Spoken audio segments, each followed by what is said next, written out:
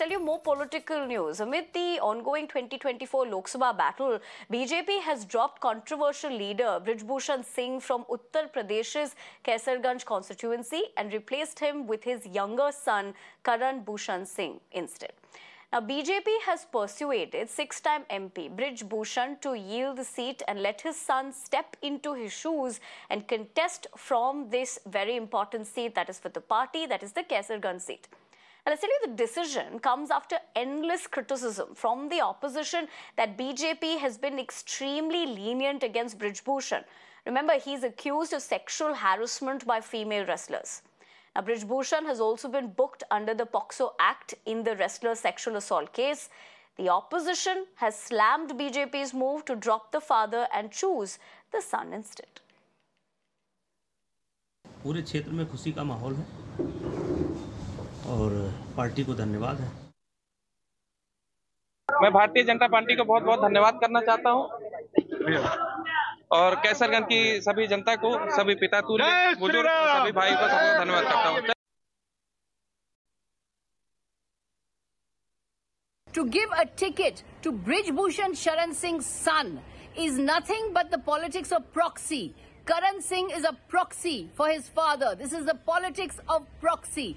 It shows that the BJP is not willing to condemn the sexual assault committed by Brij Bhushan Sharan Singh. It again shows that the BJP slogans Nari Shakti, Nari Samman, Beti Bachao are all hollow, shallow, meaningless and bogus. What is this but complete family politics, parivarvad, dynastic politics? BJP says it's against parivarvad, against dynastic politics. It practices dynastic politics, practices parivarvad. Let me go across to my colleague Vinod. Vinod, जहां तक ये सवाल है, in fact जब आप भी ये story report कर रहे थे, ऐसी सोर्सेज का कहा जा रहा था कि उनके बेटे को ही फील्ड करेंगे, लेकिन ऑपोजिशन ये क्लियरली क्वेश्चन भी कर रहे हैं अभी। बिल्कुल, ये जिस तरीके से ब्रिज भूषण सिंह पे जो केसेस थे और कोर्ट में जिस तरह से केसेस आगे लिंगर ऑन हो रहे थे, उनके हक में कोई फैसला नहीं आया। जब चार्जशीट पर को एडमिट कर लिया कोर्ट ने, तब ये माना जाने लगा कि ब्रिज भूषण सिंह का टिकट कंफर्म नहीं है, उनको टिकट पार्टी जरूर काटेगी। और कल सुबह ठीक 8:15 पर ब्रिज भूषण सिंह के पास जो है वो फोन आया दिल्ली से, और कहा गया कि आपके बेटे करण को ही इस बार चुनाव मैदान में लड़ा जाएगा, वही कंटेस्ट करेंगे कैसरगंज से, आपका टिकट ड्रॉप किया जा रहा है। हालांकि इस खबर के बाद ब्रिज भूषण शरण सिंह बहुत ज्यादा खुश नहीं है, क्योंकि जो सोर्सेज है वो लगातार क्लेम कर रहे थे कि ब्रिज भूषण इस बात पर अड़े हुए थे कि उनको ही टिकट मिलना चाहिए। वो अभी कन्विक्टेड नहीं है, उनका कन्विक्शन नहीं हुआ है। ये एलिगेशंस है जिसको कोर्ट में फेस कर रहे हैं, ट्रायल होगा कोर्ट में। लेकिन पार्टी कहीं कोई रिस्क लेना नहीं चाहती थी। जिस तरह के केसेस हमने देखे कि पार्टी को पहले ब्रिज भूषण को किस तरह से झेलना पड़ा था, पार्टी नहीं चाहती थी कि एक तरह से उनको अब ब्रिज को टिकट देकर इस तरह की मुश्किलों का सामना करना पड़े।